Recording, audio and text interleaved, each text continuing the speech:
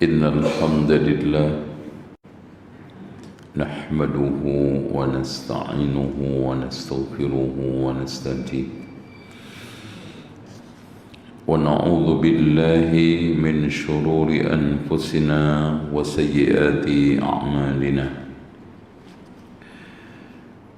من يهده الله فلا مضل له ومن يضلل فلا هادي له أشهد أن لا إله إلا الله وحده لا شريك له وأن محمدا عبده ورسوله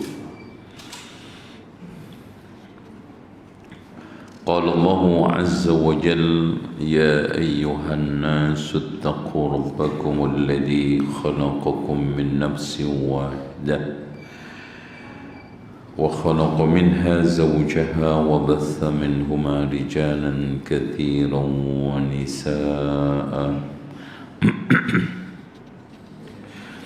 واتقوا الله الذي تساءلون به والأرحام إن الله كان عليكم رقيبا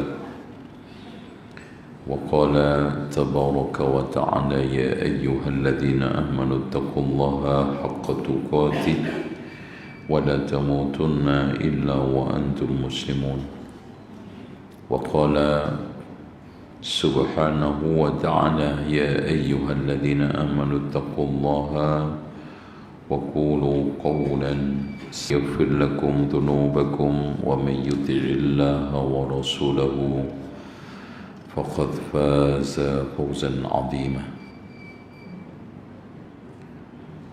فإن خير الحديث كتاب الله وخير الهدي هدي محمد صلى الله عليه وسلم وشر الأمور محدثاتها وكل محدثة بدعة وكل بدعة ضلالة وكل ضلالة في النار. Kembali lagi Bapak Ibu, kita mengupas surat Yasin supaya runut. Kita mulai dari ayat 20. Waja'a min aqsal madinati rajulun yas'a. Ini memberikan pelajaran kepada kita, Pak. Waja'a min aqsal madinah, bahwa orang yang serius, sungguh dan memiliki perhatian yang baik, jujur, itu rata-rata orang kampung. Orang kota itu rata-rata agamanya enggak serius, kecuali antum. Ya. Kalau enggak dikecualikan marah. Ya. Karena sibuk, ya, glamor, biasa hidup enak, dunia selalu menggodanya, jadi sulit diajak serius beragama. Nah, rajulun yas'a. Ya, yas'a itu dari kalimat kurang sempurna agak belajar. Jadi yas'a itu dari kalimat sa'a, yas'a. Makanya disebut sa'i, karena ada usaha yang betul-betul mengerahkan daya upaya. Ini memberikan makna kepada kita di dalam memperjuangkan agama itu tidak asal. Di dalam membela agama Allah itu tidak sambil-sambilan.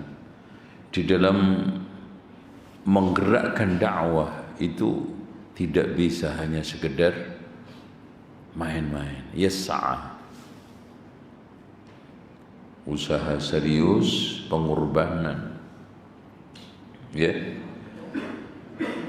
Nah, qala ya qaumi tabi'ul mursalin.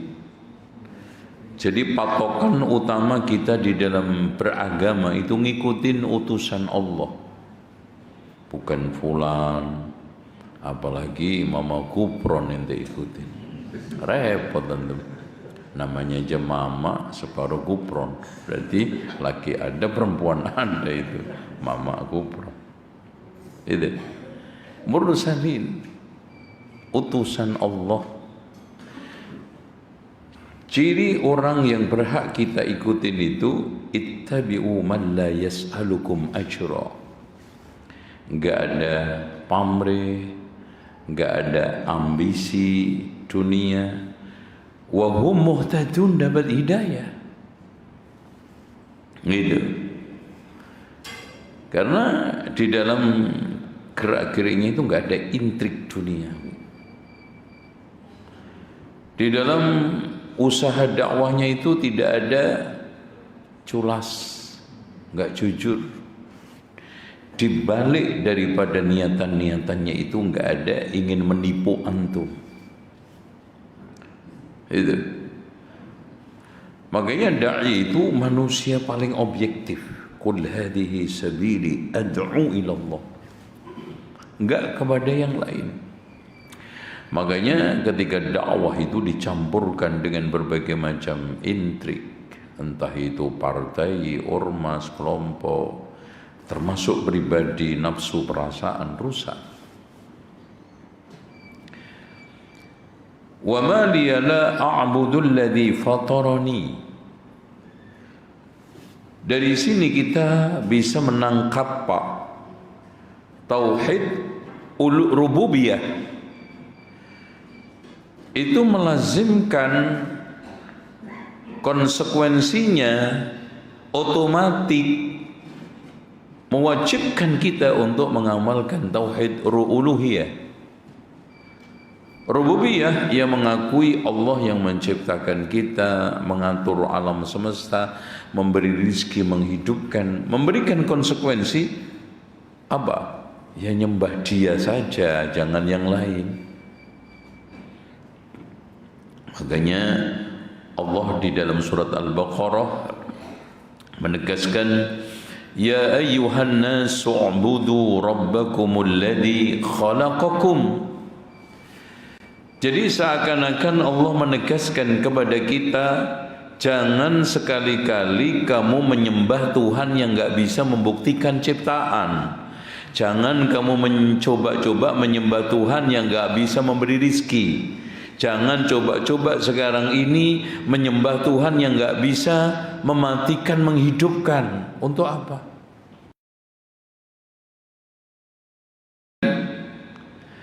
A'attakhidhu min dunihi alihatan. Orang ini cerdas banget. Pengikutnya Nabi ini Pak, hebat. Ketika berdialog dengan kaum penentangnya yang biasanya keras kepala, kemudian keras hati, ditotok susah, dan dalilnya pokoknya, dia mencoba untuk mengajak berpikir. A'attakhidhu min dunihi alihatan yuridnir rahman yuridnir rahmanu bidurrin la tuni anni syafa'atuhum syai'an wa la yunqidun. Argumentatif. Apa iya kalian memaksaku untuk menyembah Tuhan selain Allah yang tidak bisa menyelamatkan kalau ada bahaya? Dari sini Pak, tujuan utama kita nyari Tuhan, nyembah Tuhan itu cari keselamatan. Lah kalau Tuhan gak bisa nyelamatin, ngapain ente sembah? Coba akik yang antum kultuskan ini enggak, ini bisa enggak ketika antum batuk pilek ngasih antum kesembuhan? Apalagi pedang keris, apalagi keramatan, enggak bisa apa-apa loh. Ya, subhanallah. Kenapa ente sembah? Jadi kan argumennya ke situ, Pak. Ya. Tuhan-Tuhan yang kalian sembah selain Allah itu ngasih apa, nyelamatin apa? Makanya ketika ada Badui mau mempersembahkan sesuatu kepada Tuhannya di pekarangan, persembahan, ternyata salah satu Tuhannya dikencingi serigala, nangkring, kurang ajar loh. Wah, akhirnya dikejar tuh serigala, kurang ajar ngencingin Tuhan gue. Oh, sampai capek nggak kena. Akhirnya dia kecapean, muncul fitrahnya. Loh, kok jadinya gue yang nyelamatin Tuhan, bukan Tuhan nyelamatin gue? Kok jadinya saya yang jaga Tuhan, bukan Tuhan yang jaga saya? Ini udah ada yang konslet nih. Tanda orang waras itu kalau konslet dihentikan. Dalilnya nih, anak kasih cerita. Salah satu terapi orang gendeng yang manual itu disuruh untuk ngisi ember bocor. Iya, itu salah satu. Makanya kalau antum ingin membuka terapi orang gila itu, diantaranya suruh ngisi ember bocor. Diisi. Kalau diisi terus, nggak menanyakan, nggak mempersoalkan, kenapa ya nggak penuh-penuh, berarti gendeng. Kalau sudah mulai ada pertanyaan, kenapa ya ember ini kok saya isi nggak penuh-penuh? Nah, mulai waras. Apalah kita, bocor, berarti harus ditambal. Salah masalah, hentikan, itu tanda kewarasan. Ini waras. Gitu. Lo salah diterusin, itu namanya gendeng.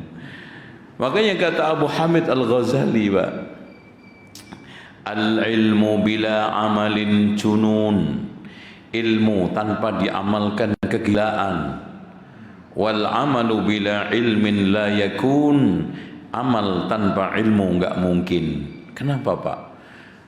Punya ilmu tidak diamalkan kegilaan. Simple, ini masalah. Ada masalah. Itu. Kok dilanjutin? Makanya Rasulullah dibersihkan oleh Allah. Ma anta bi ni'mati rabbika bimajnun. Engkau dengan nikmat Allah Islam ini enggak gila. Kenapa? Rasul mengamalkan Islam itu. Makanya sampai Aisyah sendiri mengatakan khuluquhul Quran, akhlaknya itu Quran berjalan. Nah, kalau ukuran statementnya Abu Hamid Al-Ghazali, kayaknya sekarang ini orang Islam banyak yang gila. Punya ilmu enggak diamalkan. Masya Allah. Oke. Waras, salam waras, kata orang. Salam waras artinya ilmu itu diamalkan. Oke. Inni idzal lafi dhalalim mubin. Inni idzal lafi dhalalim mubin. Kalau memang begitu, saya memaksakan diri untuk tetap menyembah Tuhan yang nggak bisa memberi manfaat, nggak bisa menolak bahaya. Saya sakit nggak bisa nyembuhkan, saya miskin nggak bisa bikin kecukupan. Ngapain kalau begitu? Salah besar ini. Bolal di situ maksudnya bukan sesat, tapi salah, khata', salah besar. Tuh, argumentatif. Jadi kalau antum sekarang nyari nyembah Tuhan itu, cari aja, nyelamatin enggak? Bisa menghilangkan bahaya enggak kalau saya mendapatkan bahaya itu? Enggak, ngapain? Coba Pak, orang berbondong-bondong datang ke pucuk gunung Karawang itu apa namanya? Buana-buana itu. Sangga apa? Sangga Buana. Ke sono ngelempar katok dalam bekas. Itu katok dalam. Untuk apa? Supaya selamat. Apa hubungannya katok bekas karo selamat?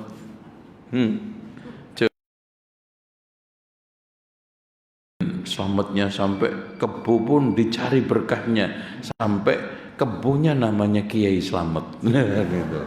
Aduh, entek itu. Makanya saya sering katakan, di dalam diri manusia itu ada ruang ketuhanan. Kalau nggak diisi dengan ketuhanan yang benar, khurafat tahayul masuk, Pak. Nggak peduli itu mau ateis, mau siapa. China katanya ateis, Pak. Di sana banyak keyakinan-keyakinan khurafat. Beda. Masya Allah. Alladzina yu'minuna bil ghaib, itu nggak bisa dibohongin. Baik. Inni amantu bi rabbikum fasma'un. Jadi seorang rajul yas'a yang enggak berpendidikan, apalagi S3, S1 aja enggak, tapi lebih cerdik. Yang S3 itu lebih cerdas. Cerdik sama cerdas itu beda. Kalau cerdik bisa memilah, ini Tuhan yang benar, ini tidak. Nyelamatin enggak. Akhirnya dia menegaskan kepada kaumnya, kaumku, meskipun kamu menyiksa aku seperti ini. Jadi ceritanya orang ini akhirnya digebukin, diinjek-injek sampai keluar anusnya, sekarat. Setelah itu dibuang ke sumur. Makanya ini sahibu Yasin, atau dalam ayat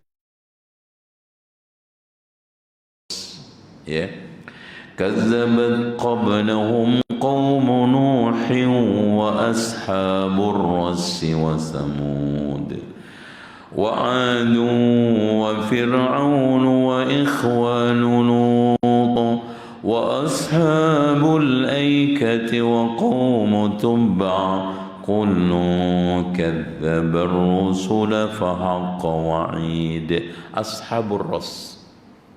Jadi ini orang, Pak, Masya Allah, namanya Habib, tapi bukan Habib Ono, bukan. Ini Habib yang benar-benar Habib namanya, ya. Dan subhanallah, ada seorang sahabat namanya Habib juga. Pernah dia mendakwai kaumnya, kemudian akhirnya dibunuh. Hadza Habibun. Dan Habib yang asli umat saya. Itu. Seperti Urwah bin Mas'ud juga, Masya Allah. Dia izin kepada Rasulullah, ya Rasulullah, saya akan sampaikan kebenaran ini kepada kaumku Sakif. Orang paling tua blek. Ya, makanya Rasulullah ketika dakwah itu kan diusir, dimaki-maki, orang gendeng, anak kecil suruh ngusir gitu kan. Ya kan, itu ke Taif, itu Sakif. Makanya ketika kaumnya mau murtad, ditegur sama pemimpinnya awal gitu. Ini gimana sih kalian? Akhirnya nggak jadi murtad dia. Ketika zaman awal-awal Musailamah al-Kadzab dengan Abu Bakar radhiyallahu anhu. Ini kata Rasulullah, nanti kalian akan membunuhmu wahai Urwah. Ya Rasulullah, itu resiko. Ya kalau begitu intolik, pergi. Langsung ketika, wahai kaumku, ikutilah agama Rasulullah Muhammad sallallahu alaihi wasallam. Langsung ditusuk dari belakang, Pak. Itu pun dia tersenyum, merekah. Allahu Akbar, saya telah sukses. Itu kalau antum jerit langsung maki-maki ustadz gara-gara ngaji begini kan gitu. Iya, kita itu kena pesakitan dikit ini yang disalahi dakwah karo ustadz gitu. Ini aliran sesat saya ikutin jadi begini, padahal baru diomongin orang itu kan gitu. Ada ikhwan ngadu, saya Ustaz Afan, ana ini baru ngontrak Ustaz di komplek ini. Kayak kenapa? Iya Ustaz dituduh Wahabi. Ya Allah mas, ente kelas komplek, ana itu kelas YouTube. Antum cemen banget. Oh, udah sabar itu ya. Pokoknya kata ini senyumin aja kan gitu. Oke. Inni amantu bi rabbikum fasma'un. Dalam kondisi sekarat, diteror bukan hanya sekedar ancaman mulut dan ancaman hayalan, tapi fakta siksaan dihadapin. Dia masih tegar mengatakan, saya meskipun kamu perlakukan seperti ini tetap beriman. Dengerin ya, gitu. Tegar. Coba, paham nggak? Apa yang paham? Gitu. Emang itu kenyataan, itu realitas. Dakwah ini bukan untuk bukan untuk viral, bukan untuk cari nama, bukan untuk ketenaran. Dakwah itu adalah rintangan. Dakwah itu tantangan. Dakwah itu medan yang kata Rasulullah, khuffat bil makari, dikelilingi dengan sesuatu yang tidak enak. Gitu. Oke, lanjut. Akhirnya Pak, ketika Allah memberikan surga, yang ditongolin itu bukan 3 nabi itu loh Pak. Coba bayangin. Yang ditonjolkan oleh Allah di dalam ayat ini adalah orang tersebut pengikut. Makanya qila dkhulil jannah, dikatakan kepadanya masuklah.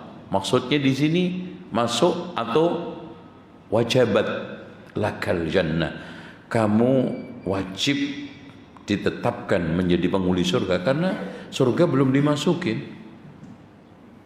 Qila dukhul bermakna wajabat, kata Imam At-Tabari. Ya, makanya surga sekarang itu hanya ditempati roh-roh kaum mukminin. Makanya Rasulullah sallallahu alaihi wasallam menegaskan, ya, arwahus syuhada fi hawasil tayrin khudrin fil jannah. Rohnya orang-orang mati syahid itu Allah letakkan di telihnya perutnya burung hijau di surga. Khudr. Jadi burung hijau. Jadi mungkin cicak hijau itu ya. Kayak gitu, tapi beda nanti. Jadi ternyata di surga banyak burung nanti. Itu mancing juga boleh. Jadi tergantung penggemarnya antum, nanti gemar mancing ya, ada difasilitasi pancing. Antum mau apa? Muki ada, semua ada.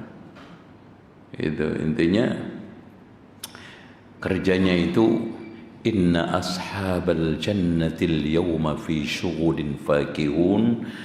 Nanti penghuni surga itu di surga sibuk bersenang-senang. Syughulin fakihun, sibuk bersenang-senang.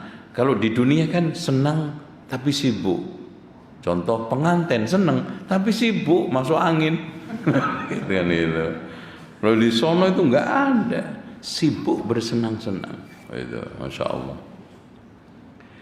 Qila dukhulil jannah qala ya laita qaumi ya'lamun.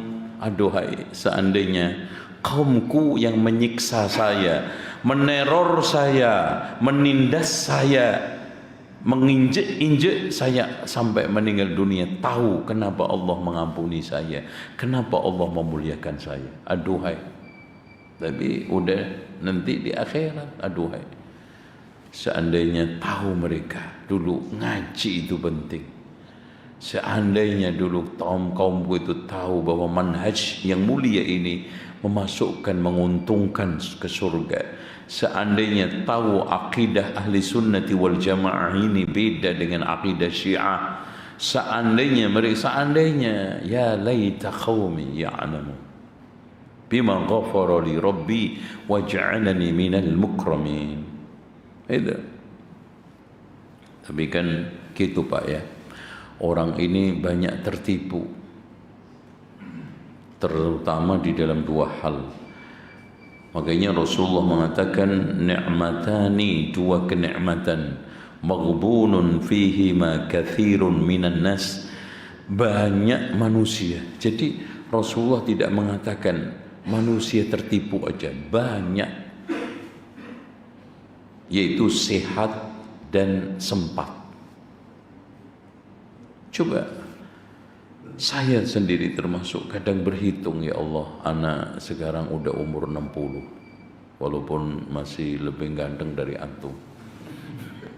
60, ya Allah, anak hitung-hitung. Ini kalkulatornya mana? Jangan antum deh yang itu deh. Saya sehari tidur 6 jam. Coba 6 kali 30 berapa? Sebulan 6 kali 30 berapa? Hah? 180. Antum kalikan 12 1 tahun 200. Antum kalikan 60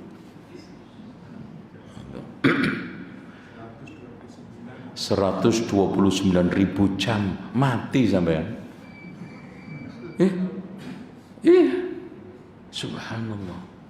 129.000. Terus dipotong lagi masa kecil yang cuman kerjanya maktur, manganturu. Ya, pirang tahun. Manganturu, maktur. Hah? Ya 4 tahun lah, nangis, mangan, turu. Terus kemudian antum potong lagi yang tadi mancing. Terus ya Allah, Pak, dan bandingkan yang antum tujukan untuk Allah, sholat. Ayo kita itu. Antum sholat asar tadi berapa menit? Jujur. Berapa? 10 menit. Berarti antum sholat 5 waktu sehari cuma 50 menit, kurang dari 1 jam. Bayangin, Allah kasih 24 jam, yang kita gunakan untuk Allah cuma 1 jam. Ya Allah, zalim banget Pak. Terus kita ambil lagi untuk baca Quran. Antum sehari berapa juz? Jangan pelotot-pelotot. Ngapain melototin gue lo? Emang salah gue apa? Itu. Gue kan cuma nanya berapa juz gitu deh. Berapa? Astagfirullah. Ya Allah. Ya. Makanya saya itu paksakan Pak, 1 rakaat tahajud itu minimal 1 sampai 2. Karena kalau enggak gitu lewat. Ya.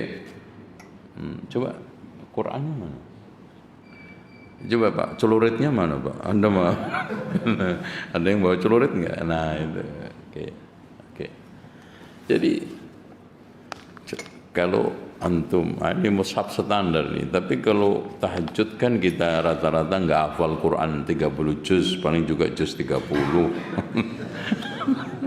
Udah. Antum beli yang agak kecil separuhnya ini, kalau ditenteng nggak capek ya. Itu kalau antum 1 rakaat dapat 1 lembar, berarti 10 rakaat 10 lembar 1 juz.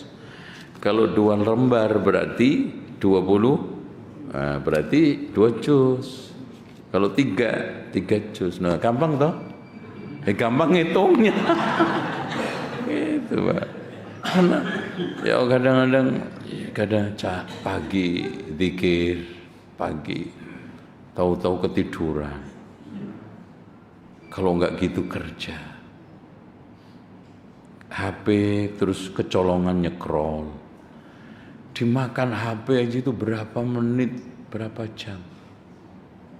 Apalagi di chatting sama teman mancing, teman apalagi, wah itu.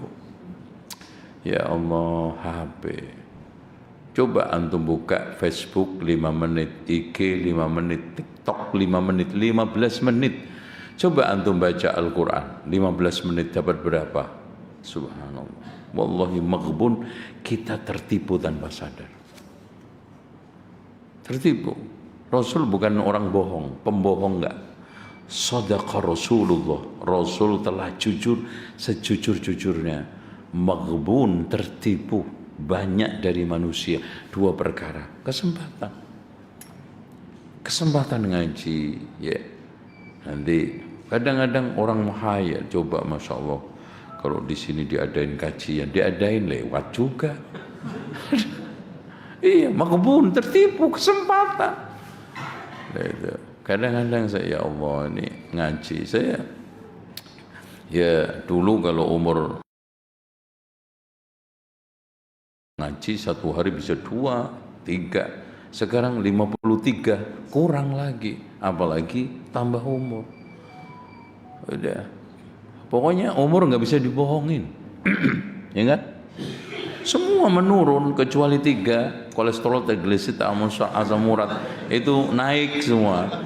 Itu antum nunggu itu, nunggu sakit yang bikin antum sempoyongan, nunggu miskin yang bikin antum gimana, nunggu apa itu, atau yang terakhir Dajjal mau keluar. Subhanallah, ngaji aja nunggu Dajjal keluar. Ajib. Kapan itu? Gitu. Kayaknya lanjut. Oke, nomor berapa ini? Idza fil jannah bima ghafara li rabbi waj'alani minan.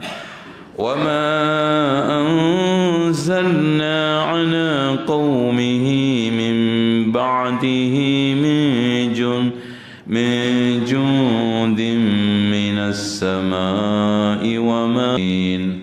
Allah untuk mengazab kaum yang nginjek-nginjek, nyiksa sampai mati tadi, nggak perlu nurunkan malaikat dari atas, nggak perlu. Jadi Allah dengan mudah kun fayakun, idza arada syai'an ayyaqula lahu kun fayakun, pasti terjadi. Kaum yang ingin dihancurkan Allah hancur. Jadi ikhwah sekalian, antum jangan sibuk dengan berbagai macam pemimpin yang zalim, ya. Begini begitu, menyibukkan diri antum ngikutin sosmed, ijazah palsu. Capek antum. Tenang. Allah katakan in kanat illa sayhatan wahidatan, untuk melenyapkan mereka, mengadab mereka cukup satu teriakannya Jibril alaihissalam. Sayhah. Jadi kaum ini diteriakin oleh Jibril, mati semuanya. Itu coba kalau 2 kali teriakan, gempa itu. In kanat illa sayhah. Sayhah itu teriakan. Fa idahum khamidun, artinya khamada itu semua lenyap, hancur, gak ada yang tersisa. Khamid artinya hancur lebur, tidak ada yang tersisa satupun di muka bumi, Allah hilangkan. Itu. Jadi makanya Namrud tidak pernah berpikir ternyata pintu kehancuran dia adalah Ibrahim, walaupun Ibrahim tidak pernah berpikir menghancurkan dia. Bahkan Nabi Ibrahim sudah posisinya kalah, Pak. Dibakar api. Hasbunallah wa ni'mal wakil. Fir'aun juga tidak pernah berpikir muncul sumber kehancuran dia adalah Musa alaihissalam. Tapi dia yang penting berbuat. Makanya Nabi Musa alaihissalam, bahkan Nuh alaihissalam, Pak, sampai akhirnya pasrah, kalah, angkat tangan. Fada'a rabbahu anni maghlubun fantasir. Ya Allah, aku kalah, tolonglah. Ini coba. Fada'a rabbahu anni maghlubun fantasir. Nabi Nuh memanggil, berdoa kepada Tuhannya, ya Allah, aku kalah. Jadi Nabi Nuh nggak pernah dia itu terbersit kalau akhirnya hancurnya kaumnya dengan air. Air. Siapa ngira pasukan Allah ternyata berupa air. Siapa ngira pasukan Allah yang membunuh Namrud cuman apa? Semut, serangga. Siapa ngira sebengis itu Fir'aun ternyata dihancurkan oleh air.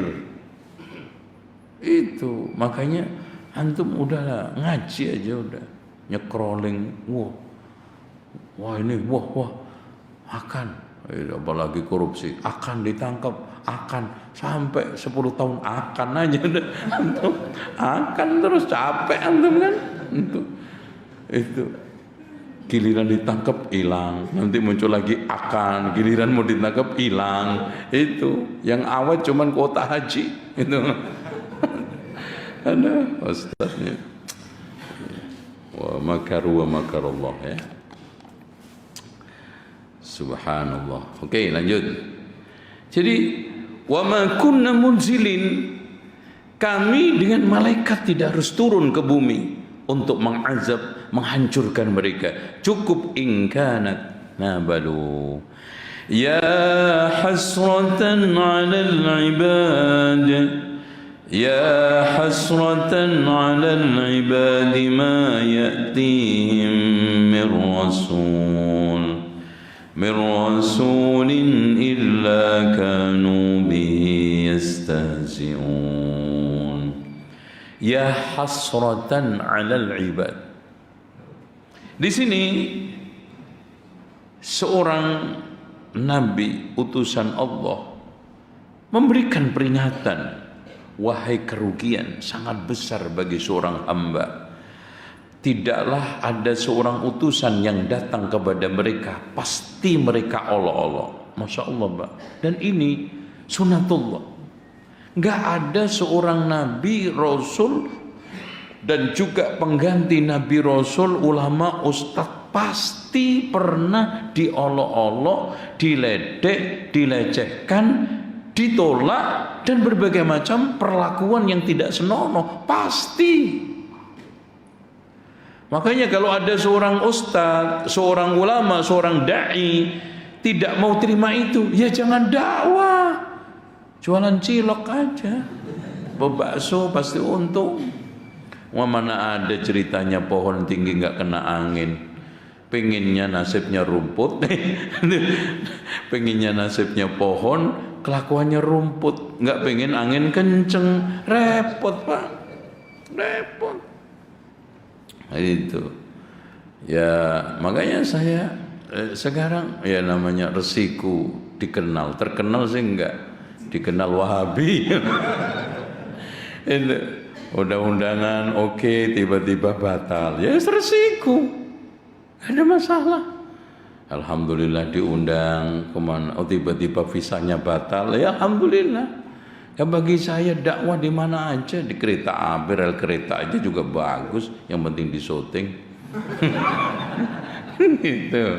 Artinya kita itu dakwah nggak usah tergantung dengan tempat, suasana. Bumi Allah itu wasi'ah, itu luas, itu. Karena yang dituntut Allah dari kita itu bukan pernak-pernik itu semuanya, undangannya spektakuler, jamaahnya banyak, istiqomah enggak di atas kebenaran itu. Al-haqqu mir rabbika fala takunanna minal mumtarin, ragu-ragu enggak. Qul amantu billahi tsumma istaqim, katakan aku beriman kepada Allah, istiqomah enggak itu. Kalau sunnatullah, ya hasratan 'alal ibad ma ya'tihim mir rasulin, di situ rasul nakira, semua, enggak ada yang kecualian Allah. Min rasulin artinya semua rasul, illa kanu bihi yastahzi'un, apalagi orang dekat. Kata Isa al-Masih, nabi itu paling jelek perlakuannya di orang dekatnya. Betul. Kadang-kadang di sekolah gitu, kajian, karyawan malas, entum ini kayaknya umatnya Nabi Isa. Gitu. Nabi Isa itu diperlakukan secara tidak senonoh oleh siapa? Orang dekatnya. Nabi Muhammad orang dekatnya, ustadz juga di orang dekatnya. Itu giliran tabligh keluar ribuan, datang kajian di tetangganya kelutik telutok sing teko. Gitu. Nah itu wajar itu. Jadi sunatullah. Jadi antum jangan kaget. Gitu. Hanya ya hasratan 'alal 'ibadi ma ya'tihim min rasul ma ya'tihim min rasulin illa kanu bihi yastahzi'un qablahum min al-qurun annahum ilayhim la yarji'un.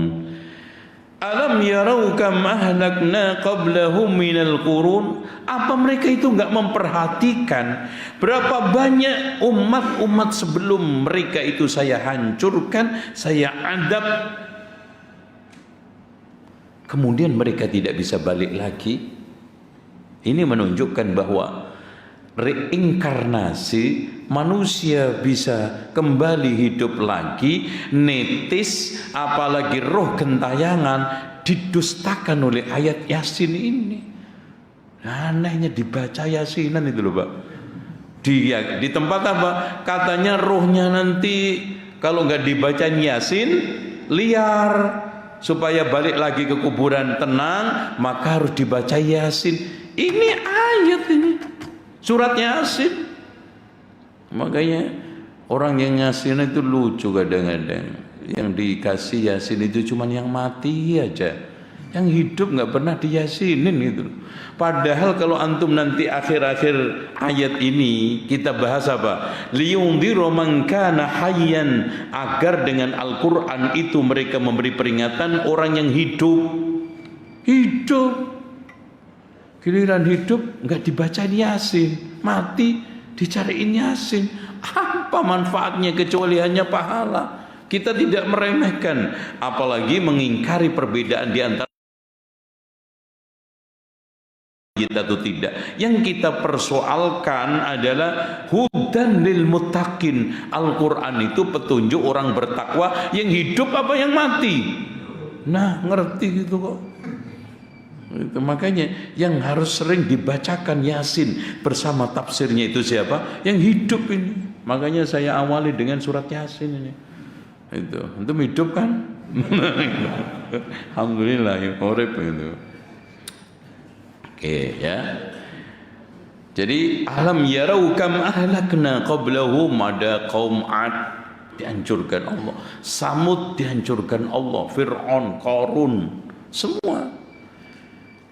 Enggak ada tuh satupun orang yang hidup lagi. Kembali lagi kaumnya. Apalagi sekarang orang bisa katanya mati hidup lagi. Enggak ada Pak. Didustakan oleh ayat ini. Sehingga temuan reinkarnasi, netis itu semua agama lain. Agama imporan. Animisme, dinamisme Hindu-Buddha yang meyakini bahwa ada titisan. Oh, iki titisan baik ya, Masya Allah. Iki titisan itu karena mereka itu punya keyakinan kalau nasibnya mujur, nitisnya ke manusia, kalau enggak ke ketek. Ini makanya mereka takut banget kalau nitisnya itu ke hewan-hewan corok. Waduh, nitisnya ke babi, ke anjing, ke ketek gitu kan gitu. Ya untung masih titisan baik ke anak cucunya. Itu semuanya nggak pernah ada. Wa ma yuhlikuna illa dahr. Itu keyakinan dahriyah yang meyakini bahwa kehidupan ini hanya rolling, ganti manusia aja. Nggak ada akhirat, nggak ada surga neraka. Yang ada adalah kehidupan dunia ini yang hanya putaran. Ini mati nongol lagi ke fulan, mati nongol lagi ke fulan, terus bergulir. Wa ma in hiya illa hayatuna dunya wa ma yuhlikuna illa dahr. Tidak ada yang menghancurkan kita kecuali masa. Itu ya. Dan itu tidak ada yang ada adalah manusia kalau sudah mati tidak akan bisa kembali lagi. Ada nggak Pak yang balik orang Malaka Country? Nggak ada kan? Ini menunjukkan perjalanan akhirat itu sangat jauh sekali. Buktinya nggak ada yang bisa balik. Sejauh-jauh haji, selama-lama haji masih bisa balik. Sejauh kita pergi ke Amerika, ke Australia masih bisa balik. Tapi akhirat dan perjalanan akhirat tidak seperti dunia, ditentukan kuatnya kaki. Tapi kalau ke akhirat kuatnya hati. Makanya Allah mengatakan yauma la yanfa'u malun wala banun illa man atallaha biqalbin salim. Dan kata para ulama di antaranya Abu Utsman An-Naisaburi, salimun minal bid'ah wa mutmainnun bis sunnah. Yang dimaksudkan salim adalah selamat dari bid'ah, tenang dengan sunnah. Itu tanda hati itu sehat. Wallahu a'lam bishawab. Oke, lanjut. Wa in kullun lamma jami'un ladaina muhdarun. Wa in kullun lamma jami'un ladaina muhdarun. Wa inna kullal khalaiq, semua makhluk akan dihadirkan Allah untuk dihisab. Masya Allah Pak.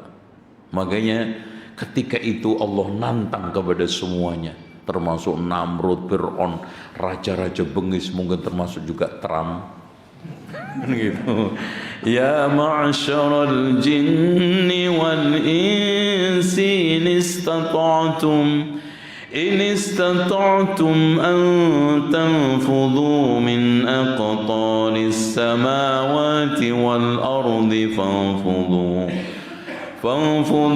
la tanfudhuna illa bisultan fabi'ayyi ala'i rabbikuma tukadziban. Ya ma'syarul jinni wal insi in istata'tum. Ayo sekarang saya tantang wahai jin dan manusia, coba kalian lari dari hisabku ini, ke langit, ke bumi, ke ujung kulon wetan, kemana? Nggak akan bisa.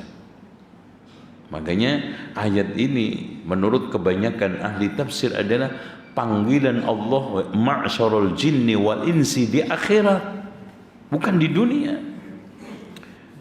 Ya, bahkan pernah saya lagi ikut kultum tarawih subuh, ya kultum subuh. Ada yang membawakan ayat ini sebagai dalil sains dan teknologi. Oke, ya. Ada sebagian pendapat ulama ahli tafsir ini untuk dunia. Tapi kaget juga ternyata dia ngotak-ngatik. Sultan itu ternyata singkatan dari sains and teknologi. Sultan. Waduh, ini tafsir Al-Quran itu bukan otak-atik gaduk, cok gali cok digali-gali, cocok harus pakai dasar itu. Ya, tapi menurut pendapat yang sahih, yang rajih, ya ma'syarul jinni wal insi fil akhirah indal hisab. Nanti semua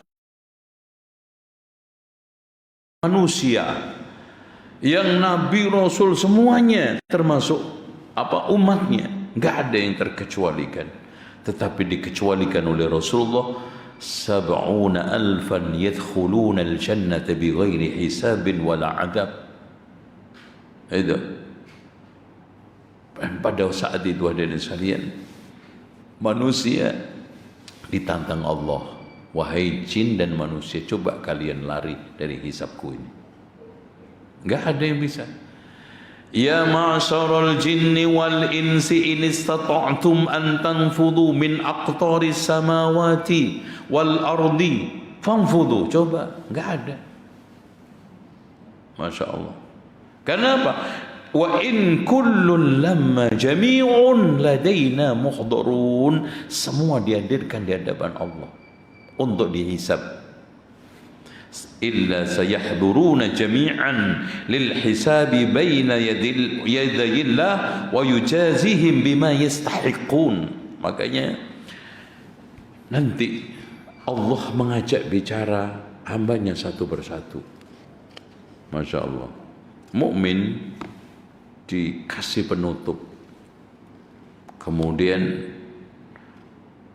Rasulullah mengatakan ma min ahadin wa sayukallimuhu rabbuhu wa laysa bainahu wa bainahu turjuman. Tidaklah seorang di antara kalian pasti akan diajak bicara oleh Allah saat dia dengan Allah enggak ada penterjemah. Jadi Allah mampu meladenin bahasa apapun. Karena teksnya hadis jelas walaysa bainahu wa bainahu turjuman, antara dia dengan Allah enggak ada penterjemah. Tegal, ya bahasa Tegal, ayo diajak. Portugal, Purwokerto Tegal. Ya, terus apa namanya Spanyol, semua, Inggris apalagi, Arab apalagi. Gitu. Dan ketika kepada seorang hamba, ya fulan mukmin, ata'rifu dzamba kadza, kenal enggak dosa ini? Diingatkan semua. Dan tidak ada satupun yang dikatakan lupa, enggak ngerti, enggak ingat. Semua mengatakan na'am ya Rabb. Oh, beda ketika ditanya penyidik kan gitu, masih bisa ngelas-ngelas, ini na'am ya Rabb. Akhirnya Allah mengatakan kepada sang mukmin, qad satartuha 'alaika fid dunya, dulu di dunia saya lindungi, wa aghfiru lakal yauma, sekarang saya ampuni. Masya Allah. Sementara depan udah neraka, Pak. Salah jebur dan gitu. Dikatakan qad satartuha 'alaika, dulu saya tutupin, sekarang saya ampuni. Makanya Pak, doa yang paling indah, yang paling bagus dipanjatkan seorang mukmin pada setiap saatnya, doa akhir surat Al-Baqarah, wa'fu 'anna waghfir lana warhamna. Coba lihat kalimat tatanan yang paling indah. Kata Imam Ibnu Katsir di dalam tafsirnya, wa'fu 'anna, kalau dosa itu masih engkau yang mengetahui, hanya engkau ya Allah, wa'fu 'anna. Waghfir lana, kalau sudah menjadi konsumsi orang awam, orang lain, hambamu udah tahu, waghfir lana. Kalaupun engkau tidak mengampuni, akhirnya saya ketemu membawa dosa nanti di akhirat ya Allah, warhamna anta maulana fansurna 'alal qaumil kafirin. Dan ini ketulusan hamba yang penuh dengan dosa, maksiat, kotor, enggak ada yang salah. Kullu bani Adam khata'un, setiap anak Adam itu salah, wa khairul khata'ina tawwabun, sebaik-baik yang salah adalah apa? Yang taubat. Makanya kalau Allah enggak kasih pintu taubat, Pak, semua kita ini hancur. Hancur semua. Hatta Nabi Rasul Nabi Adam hancur. Allah kasih pintu, Rabbana zalamna anfusana wa illam taghfir lana wa tarhamna lanakunanna minal khasirin. Akhirnya Nabi Adam selamat. Nabi Yunus, la ilaha illa anta subhanaka inni kuntu minadh dhalimin.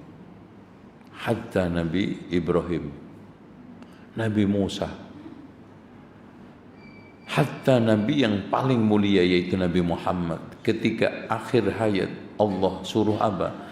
Idza jaa nasrullahi wal fath wa ra'aitan nasa yadkhuluna fi dinillahi afwaja fasabbih bihamdi rabbika wastaghfir.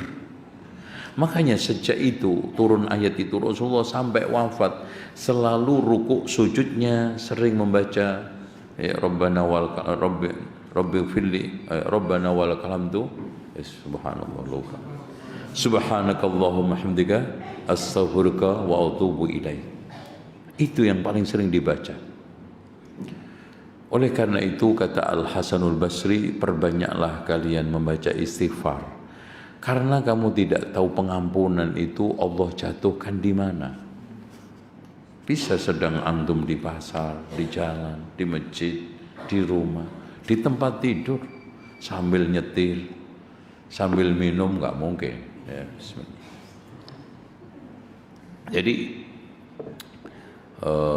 kalau selain berhubungan intim sama di toilet nggak boleh zikir, ya. Makanya saya tekankan zikir 7, ya.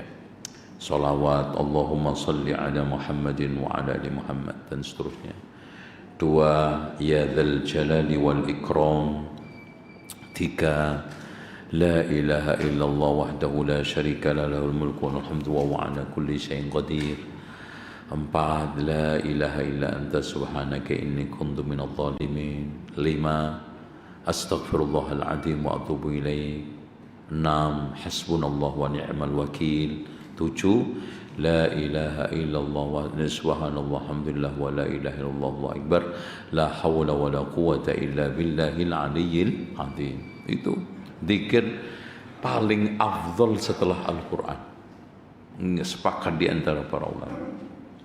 Kata Imam Ibnu Taimiyah, ijma' zikir yang paling utama setelah Al-Quran adalah subhanallah walhamdulillah wa la ilaha illallah Allahu akbar. Dan subhanallah enteng, ibu sambil nyapu daripada ngomel-ngomel, subhanallah alhamdulillah pahala. Sambil pergi ke pasar, subhanallah alhamdulillah. Pulangnya, ya dzal jalali wal ikram, ya dzal jalali wal ikram. Bahkan Rasulullah mengatakan, alidhu bi ya dzal jalali wal ikram. Perbanyaklah melafadzkan ya dzal jalali wal ikram. Itu karena itu yang mendekatkan kita, membersihkan hati, meringankan beban hidup. Itu zikir. Kenapa Pak? Ternyata kuncinya orang stres itu mikirin sesuatu berlebihan. Itu kuncinya. Makanya kata orang awam itu ya juga ada beneran. Emang gue pikirin. Itu menyelesaikan masalah banyak. Contoh antum utang. Aman. Ingat-ingat mati kan gitu. Alhamdulillah. Coba antum sekarang punya masalah dengan saudara, pikirin terus, dipikirin saudaranya, dipikirin masalah, stres. Makanya kunci untuk menghadapi masalah supaya kita nggak stres apa? Jangan dipikirin keterlaluan. Udah itu. Apa aja kerjaan, udah kerjakan. Enggaknya gitu juga ibu-ibu, biar nggak ngedumbel aja terus. Kalau masalah itu dihadepin, kerjaan dikerjai, jangan dipikirin. Masalah hadepin, jangan dihindari. Kerjaan dikerjai, jangan dipikirin. Cucian dipikirin, masak dipikirin, mandi dipikirin. Emang mandi otomatis gitu? Ya jangan. Aduh, belum mandi. Aduh, belum masak. Aduh, belum belanja. Aduh, tiap hari keluar ringtone-nya. Aduh, itu kan stres sendiri. Allahumma inni a'udzubika minal hammi wal hazan. Itu ham.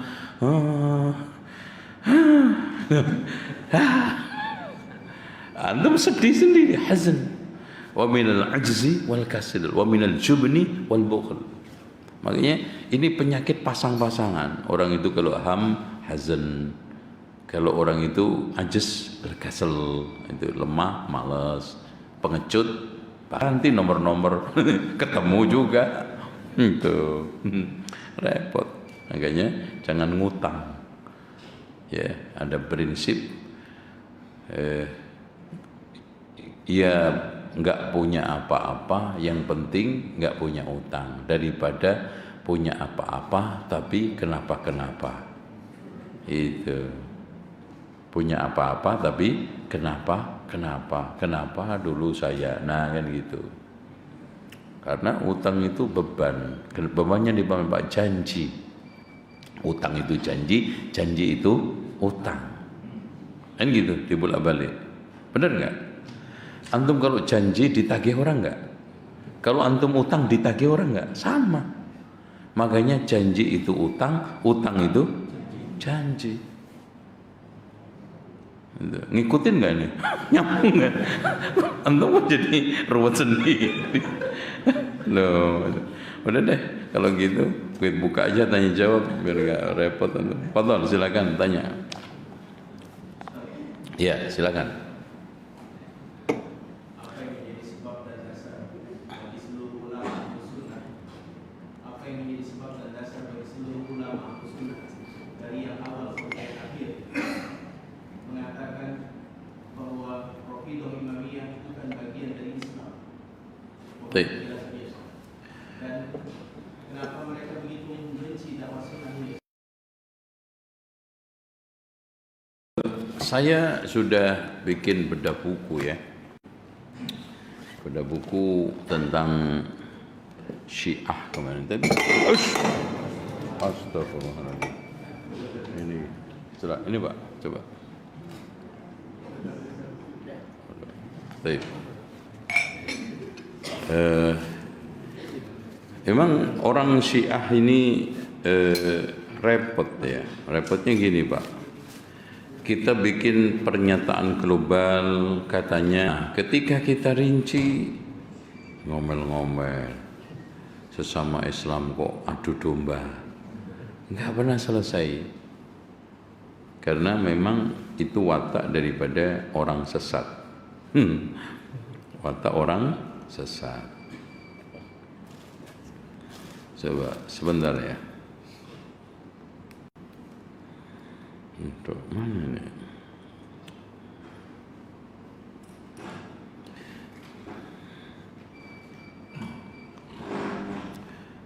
Jadi buku putih ahli sunnah kemarin loh, aduh, sebentar, akar bid'ah itu. Jadi sudah saya jelaskan panjang lebar di buku saya, buku putih ahli sunnah wal jamaah. Sebentar, mana pencitraan? Oke. Nah ini penjelasan akar bid'ah. Jadi perlu diketahui bahwa yang paling awal lahir itu adalah Jahmiyah yang didirikan oleh Jahm bin Safwan. Kejahatan di agamanya ada 3. Dialah menjadi biang kerok seluruh kesesatan. Makanya disebut dengan akar bid'ah. Jahmiyah itu peletak dasar 3. Yang pertama adalah at-ta'til, mengingkari nama dan sifat. Terus kemudian al-jabr, yaitu teori jabriyah. Dan yang ketiganya al-irja, yaitu murji'ah. Makanya itu apa, jabr itu muncul dari filsafat. Kan filsafat itu bahasan utamanya benda itu bergerak apa diem. Itu gitu nggak? Antum dulu belajar nggak dong? Belajar nggak? Berarti nggak lulus satunya. Yang bergerak menghasilkan teori qadariyah, yang diam menghasilkan jabriyah. Makanya teori yang di John Locke, pendidikan yang mengatakan bahwa manusia itu seperti kertas putih, itu jabriyah. Itu kan. Makanya hati-hati antum menggulirkan teori itu. Kertas itu putih, diem, tergantung pengaruhnya dari luar. Dan itu. Oke. Kemudian yang kedua adalah Syiah. Nah, Syiah ini ada 4. Ya. Yang pertama adalah Syiah Zaidiyah. Ya. Kalau ada orang bilang Zaidiyah itu enggak sesat, tolong tunjukin, tolong jelasin. Zaidiyah itu kelompok kita tidak mengecilkan Zaid ibnu Ali ibnu Husain ibnu Ali ibnu Abi Thalib, cucunya Rasulullah, bagus. Zaidiyah itu orang yang mengkultuskan Zaid. Ya, akidah yang keyakinan yang paling parah bahwa seorang itu dihalalkan untuk melawan pemerintah atas nama amar ma'ruf nahi mungkar. Bahkan Pak, Zaid itu dinyatakan mereka menjadi imam selagi dia itu masih melawan pemerintah. Makanya ketika mengakui Abu Bakar Umar menjadi khalifah ditolak. Nah, yang nolak itulah namanya Rafidhah. Keluar kelompok Rafidhah. Nah, yang kedua adalah Imamiyah dan Rafidhah. Jadi kalau ada Syiah Imamiyah, Syiah Rafidhah, Syiah Itsna Asyariyah, Syiah yang sekarang itu sama. Nah, yang ketiga Kaisaniyah. Ini juga sama, sesat. Nah, yang terakhir gulat ekstrim, diantaranya adalah Sabaiyah, Ismailiyah, dan juga Batiniyah, ya, yang pernah melakukan keonaran, yang dia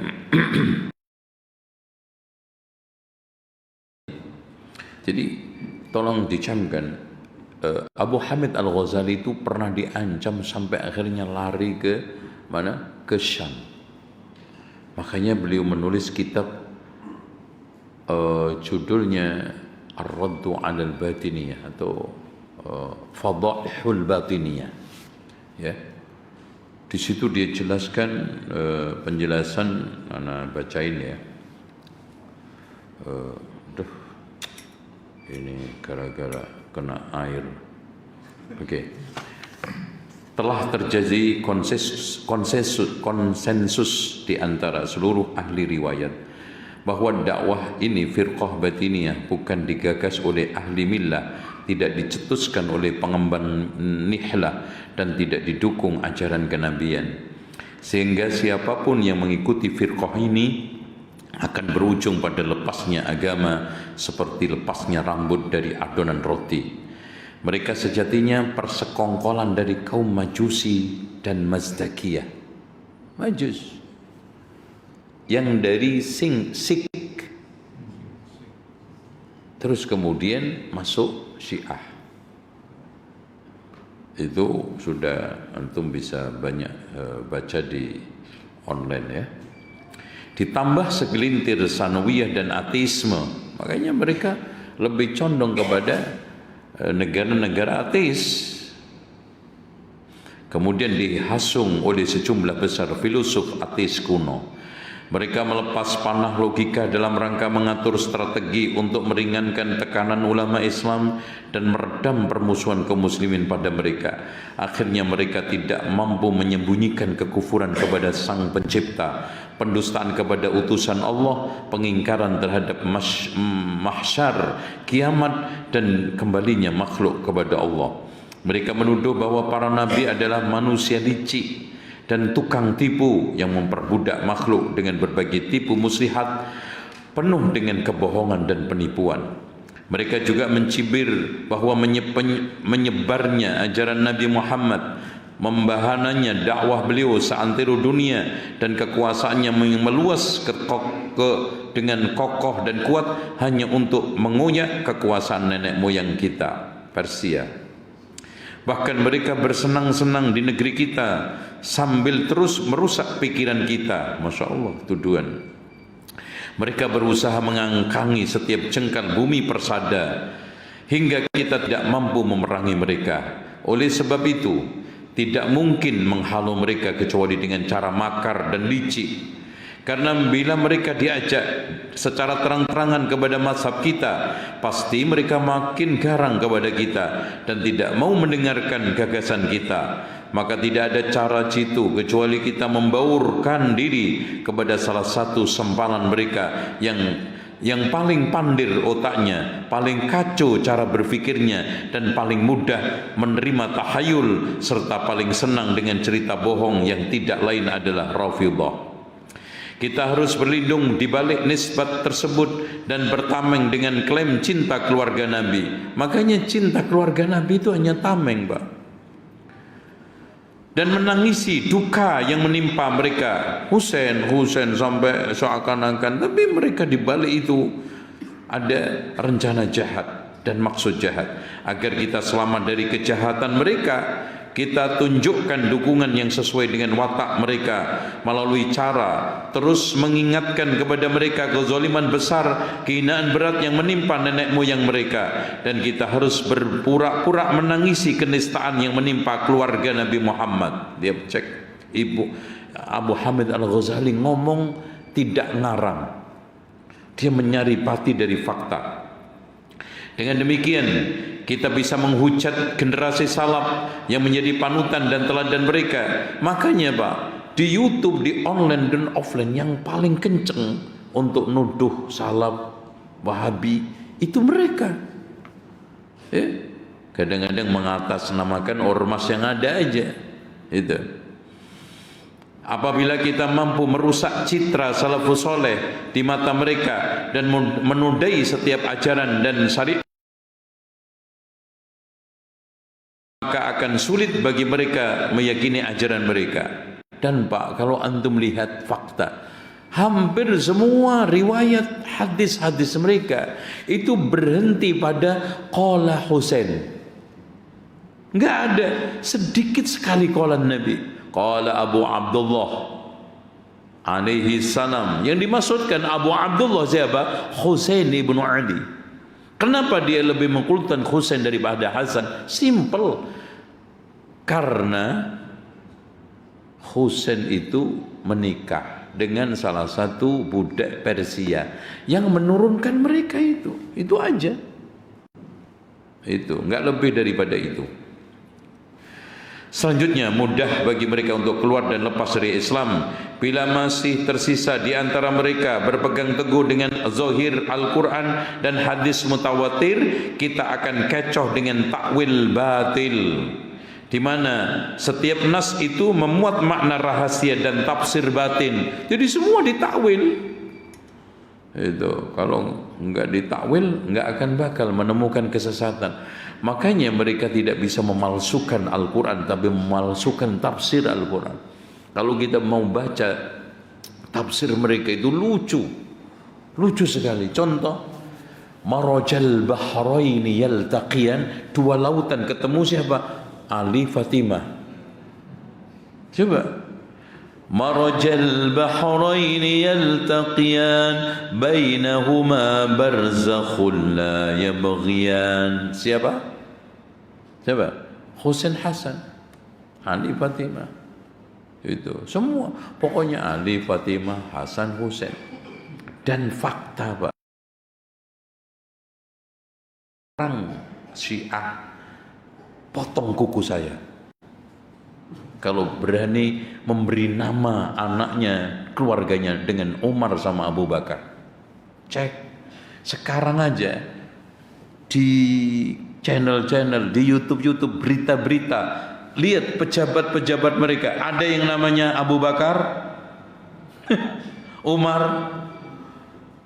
Jangankan gitu Pak, ada seorang yang menikah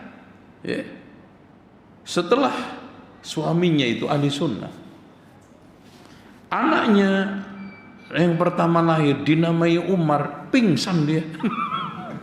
Istrinya pingsan itu karena taqiyah, dia nikah, ternyata istrinya Syiah, dikasih nama Umar, pingsan tuh istrinya. Coba baru nama itu. Kita baca ini. Kemudian kita sebarkan akidah kita di tengah mereka, dan kita tegaskan bahwa demikian itu maksud Al-Quran yang sebenarnya. Bila kita telah menyebarkan orang-orang seperti mereka dengan jumlah besar, maka pada tahapan berikutnya kita akan mudah meracuni seluruh firqah yang ada dengan cara berbaur bersama mereka, dan kita tunjukkan pembelaan serta keberpihakan kita kepada mereka. Makanya Abdul Qahir Al-Baghdadi di dalam kitab Al-Farqu Bainal Firaq, kalau tadi di dalam kitab Fadaihul Batiniyah Abu Hamid Al-Ghazali, ini Abdul Qahir. Bahaya batiniyah Syiah terhadap kaum muslimin lebih besar daripada bahayanya Yahudi, Nasrani, Majusi, bahkan lebih bahaya ketimbang firqah Dahriyah dan seluruh agama kufur, bahkan lebih berbahaya ketimbang Dajjal. Alasannya, yang akan muncul karena orang-orang yang tersesat akibat pengaruh pemikiran batinia hingga sekarang lebih banyak daripada orang yang disesatkan Dajjal. Itu aja simple. Apabila fitnah Dajjal tidak lebih dari 40 hari, ini berabad-abad mempengaruhi Islam. Coba Pak, siapa yang berani nyuri Hajar Aswad? Iya, nggak ada. Jadi Ka'bah itu selama 22 tahun lebih nggak ada Hajar Aswadnya Pak. Nyium apa coba? Nyium sikut. Coba, ajib itu. Tapi aneh itu, ada yang bisa dukung gitu Pak. Karena terkecoh, memang mereka itu pandai mengecoh, pandai menipu, pandai berdrama lah. Jadi drakor agama itu paling top. Bahkan mereka memiliki andil besar dalam memasukkan kaum kolonial ke negara-negara Islam. Mereka pernah membantu pasukan perang salib untuk menjajah Syam dan membantu pasukan Tartar untuk membantai jutaan kaum Sunni di Irak dan menghancurkan bangunan dan sarana kehidupan mereka. Begitu juga penjajah Prancis bisa masuk dengan mudah dan sanggup menjajah negeri Syam berkat bantuan kelompok Nusairiyah. Dan sekarang mereka berusaha untuk menguasai negeri Suriah bekerja sama dengan negara Israel, Iran dan Amerika Serikat, sehingga para ulama dari dahulu hingga sekarang sepakat atas kekafiran mereka. Tuh ya. Ibnu Taimiyah mengatakan bahwa mereka pecahan dari kelompok Qoromitoh yang lebih kufur daripada Yahudi, Nasrani serta orang-orang musyrik, sehingga mereka lebih berbahaya daripada umat Islam bagi umat Islam dari orang-orang kafir harbi seperti kaum Tartar dan orang-orang barat, karena mereka berpura-pura muslim dan mengenakan baju cinta keluarga Nabi. Coba.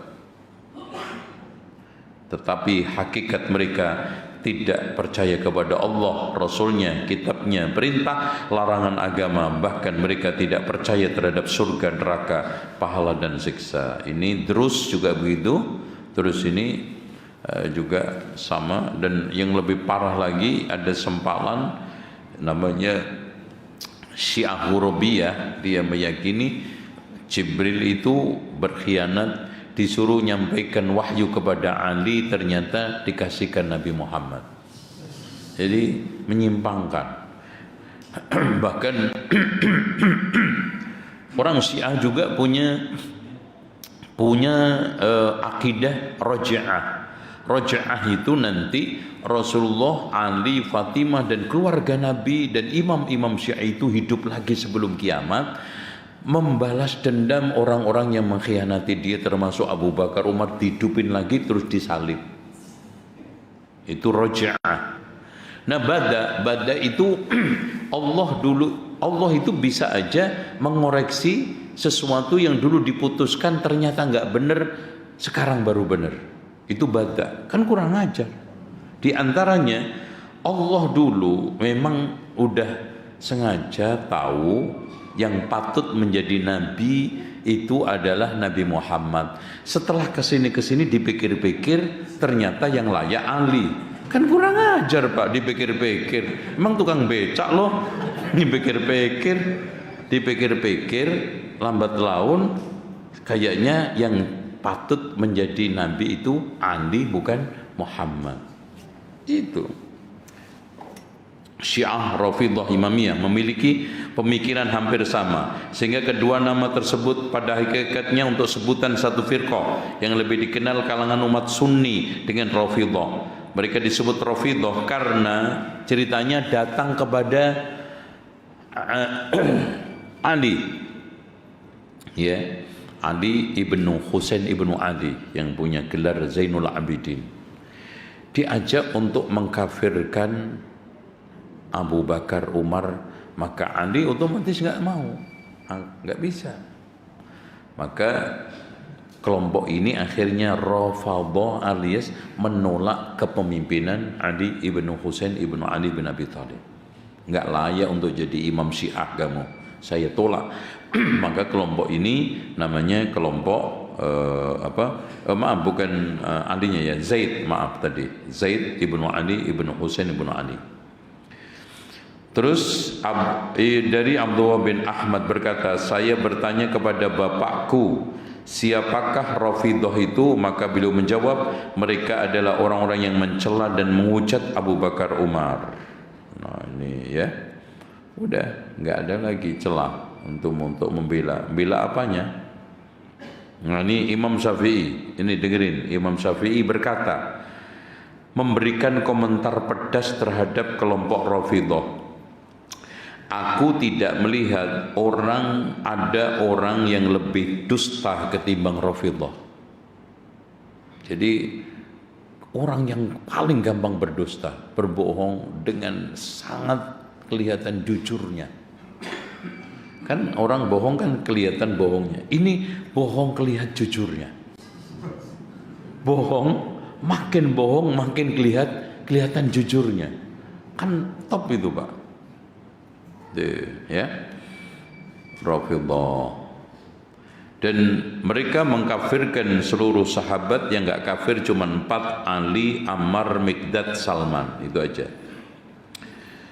Adapun firqah Rafidhah, kata Imam Ibnu Taimiyah, dasar kebid'ahan mereka dibangun di atas pemikiran zindik dan ateis, sehingga mereka dengan sengaja berdusta atas nama agama, dan kebanyakan mereka menyatakan taqiyah adalah agama kami, yaitu mengatakan sesuatu yang berbeda dengan keyakinan hati.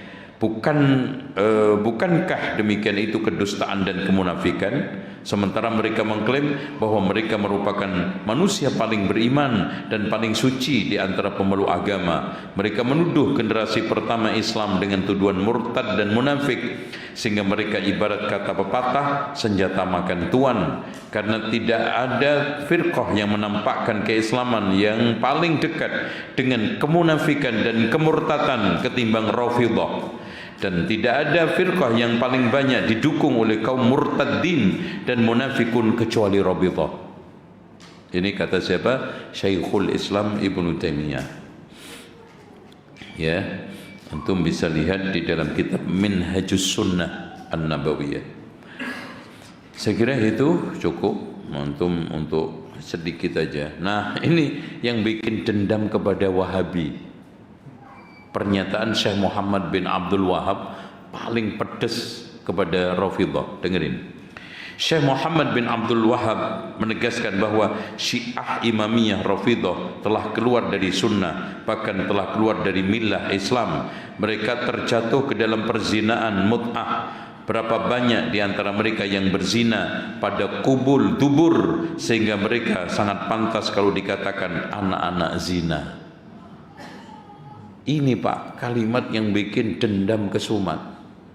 Pokoknya Wahabi, Wahabo, Wahaboi, itu mereka. Cek aja. Yang paling, dan gak ada dalil lagi. Wahabi, Wahabi. Emang gak ada dalil lagi, gak ada argumen lagi. Wahabi, mbok ya sedikit agak argumentatif, dalil.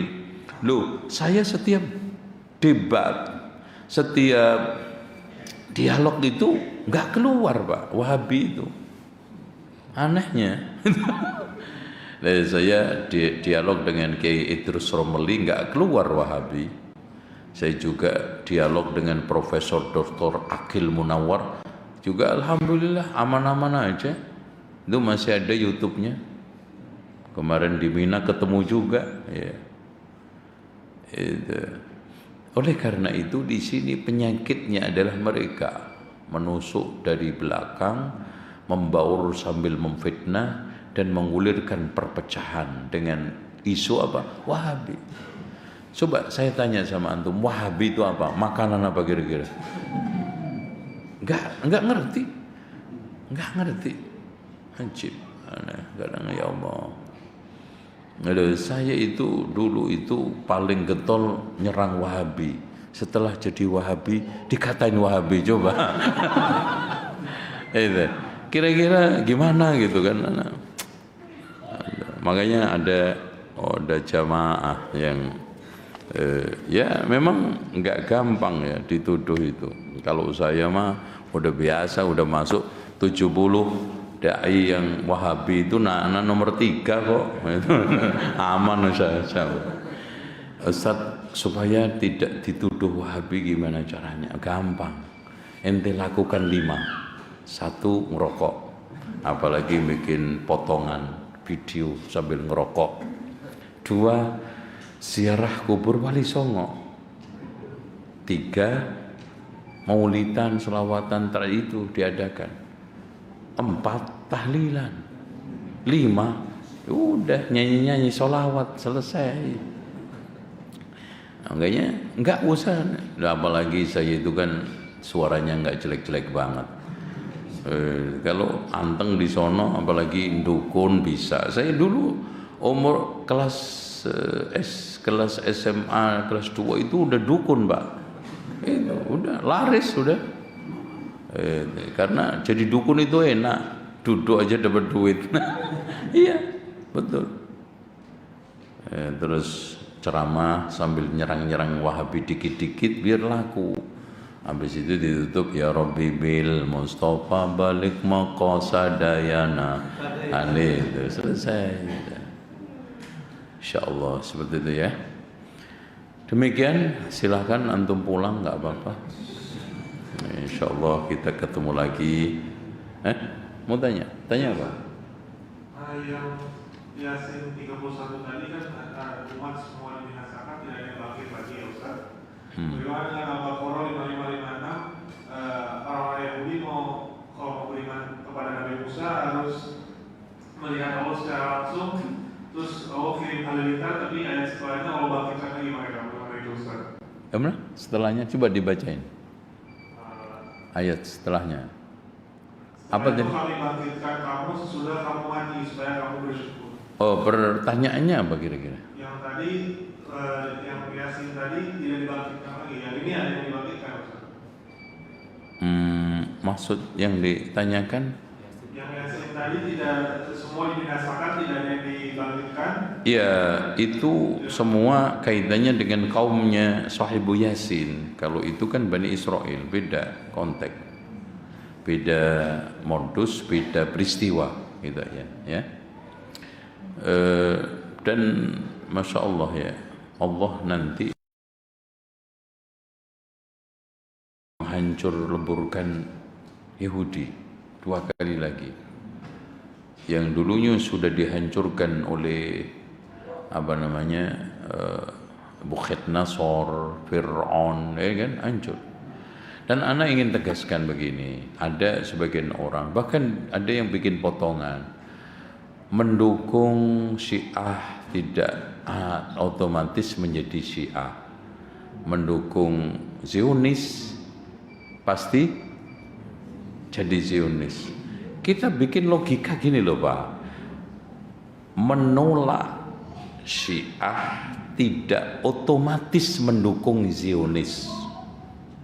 Mendukung Zionis harus kita hindari. Loh selesai. Salahin nanti. Ayo. Saya ulangi lagi.